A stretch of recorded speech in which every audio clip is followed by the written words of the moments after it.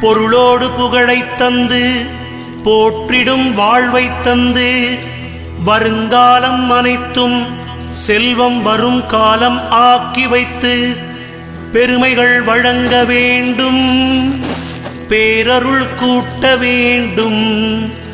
அருள்மிகு குருவே, உன்னை அடிபணிந்து வணங்குகின்றேன். வருடம் ஓர் ராசி வீதம் வட்டமாய் சுழன்று வந்தே தருகிற பலனை நாங்கள் தங்கமாய் ஏற்றுக்கொள்வோம். வருகிற நாட்களெல்லாம் வசந்தமாய் மாறுதற்கே அருள் தரும் உனது பார்வை அனுதினம் எமக்கு வேண்டும்.